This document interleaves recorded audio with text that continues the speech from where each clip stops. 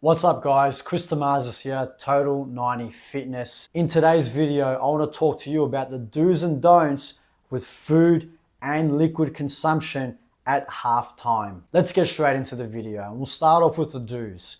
Now, hydration is absolutely key, so water needs to definitely be taken in at some capacity at halftime. We've obviously been working out for the past 45 minutes in a high intense session, so we need to replace the water that we've lost through sweating.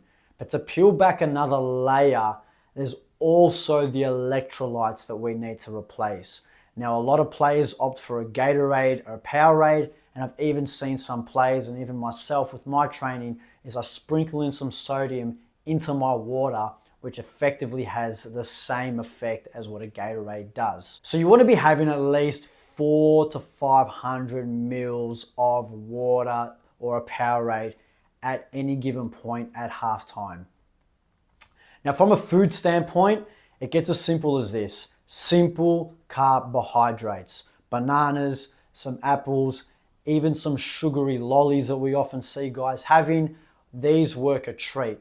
We really want something that's easily digestible, can get straight into the system, and that way when we go out into the park for the next 45 minutes, our body isn't digesting and wasting energy on unnecessary areas within our body, as opposed to feeding our muscles for the blood that we need to compete at the highest possible level for the next 45 minutes and beyond. So experiment with that. I've seen guys have great success with bananas. I've had guys have great success with lollies. If you're gonna ask me, I would prefer to just consume it in a liquid-based form like a Gatorade, because then it's even more easily digestible. Now you pick and choose what best works for you, because there's no one-size-fits-all approach with this. Let's get into the don'ts. Now, what I don't want anybody doing, especially you, is consuming any caffeinated drinks. Coffees, Red Bulls, V's, Mothers, anything of that nature, especially if they're fizzy. Now, caffeine will dehydrate you. And if we've already come into halftime in a dehydrated and depleted state, this is only going to further enhance the situation that we are currently in. Your goal at halftime is to replenish, replace, and rehydrate yourself and calm your nervous system down.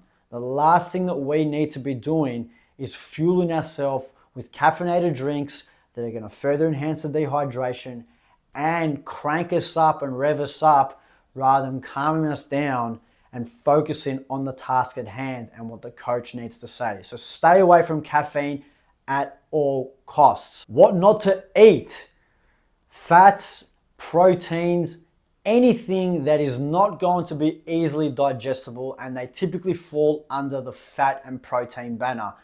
Guys, trust me, I've seen it all. I've seen guys pull out sandwiches, I've seen guys pull out steaks, nuts, the list goes on. Fats and proteins are typically a lot harder to digest when compared to simple carbohydrates, especially in the form of a Gatorade. You don't want to be consuming nuts, you don't want to be consuming steaks, you don't want to be consuming any sandwiches or anything of that nature. The last thing that you want to be doing is rushing blood to your stomach, so we're digesting this food, potentially giving you a stomach cramp, and then you're out on the park for the next 45 minutes, absolutely lost, and your body isn't fueled with the right fuel to get the job done. Now, contrary to popular belief, and although I did state that Gatorades and Powerades are my go-to drink in this scenario, they can be a big detriment to you. Now, because they are sugary, now we do want sugar, don't get me wrong, but because they are so sugary, it makes it very, very easy to overconsume them. And I've seen guys chug down 600, 700, 800, even close to a liter at halftime. Now, yes, they're replenished, yes, they're replaced, but they've over-replenished and over-replaced. Now, this can lead to stomach cramps and a heavy, heavy drop in their performance in the second half.